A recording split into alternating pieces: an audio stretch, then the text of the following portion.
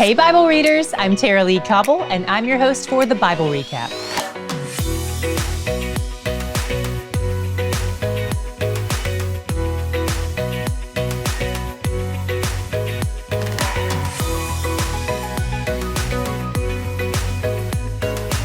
Today we open with a refresher on God's promise to Solomon. He reminds Solomon that this covenant is conditional on both Solomon's and Israel's obedience. Solomon spent 20 years building the temple and his house. He also builds a separate house for his wife. 2 Chronicles 8:11 quotes Solomon as saying, "My wife shall not live in the house of David, king of Israel, for the places to which the ark of the Lord has come are holy." When men in this day had multiple wives, they usually had a different house or tent for each wife, but the first or main wife often lived in the same house as the husband. But with Solomon, not even his main wife lives in the main house. The house he built for her is in a different location outside the city because she's a pagan and he doesn't want her near the Ark of the Covenant. This whole arrangement sounds terrible, honestly.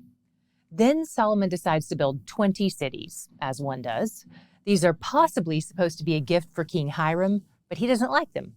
It's also possible that he gave them back to Solomon. These two chapters we read today weren't exactly clear on that. In all of this empire building, Solomon used a lot of forced labor. God's law forbids the Israelites from enslaving other Israelites, so Solomon works with the loophole and uses Canaanite laborers instead. They build things all throughout Israel and in Lebanon to the north where his friend King Hiram lives. He also builds a fleet of ships. This guy is not afraid to branch out into new territory. Fortunately, King Hiram knows a lot of men who are skilled at seafaring, and they join forces presumably to go do some international trade. By the way, commentators are divided on whether international trade is acceptable or not. Does it imply that God hasn't provided for Israel and all their needs in the Promised Land? Does it mean they're joining forces with wicked nations? Who knows? In the midst of all this building, Solomon still manages to keep the calendar of feasts and sacrifices.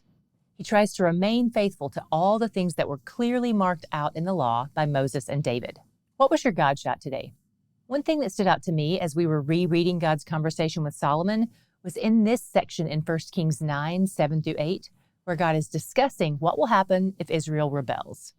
It says, "And the house that I have consecrated for my name, I will cast out of my sight, and Israel will become a proverb and a byword among all the peoples, and this house will become a heap of ruins.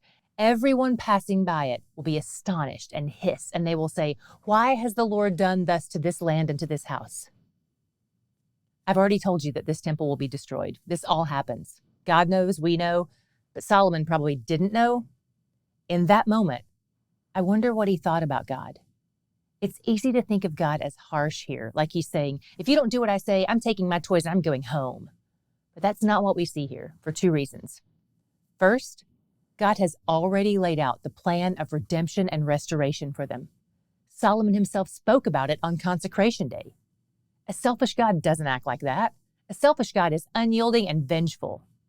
Second, God's compassion and priorities are evident even in these harsh words because he always points back to the relationship he has with them. He rescued them. He brought them into this land. He came to dwell in this house with them. The whole conversation is peppered with reminders of their relationship. We see again and again that he's not just after their obedience, he's after their hearts. I'm glad God has rules and a right way for things to be done. We're broken and we need that. And I'm also glad that he's forgiving when we inevitably fall short. We need that too.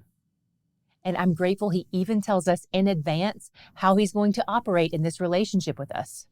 What a gift that we never have to wonder where we stand with him. Personally, I wish I spent a little more time on the obedience end and a little less time on the rebellion end, but that's on me, not him. If I have a problem with this passage, it should be with the wicked hearts of men, not with God's response to their wickedness. Because wickedness deserves punishment, yet God still gives mercy. He's righteous and just and loving and compassionate in all his ways.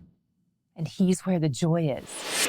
As we move through scripture together, you're going to see several names of God referenced.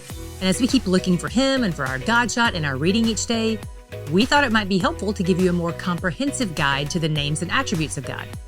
So we built out a PDF for you that not only lists the names and attributes, but also gives you the scripture references where you'll find them. We'd love to share that resource with you, so if you want to get this free PDF, all you have to do is go to thebiblerecap.com/names and submit your email address. That's thebiblerecap.com/names.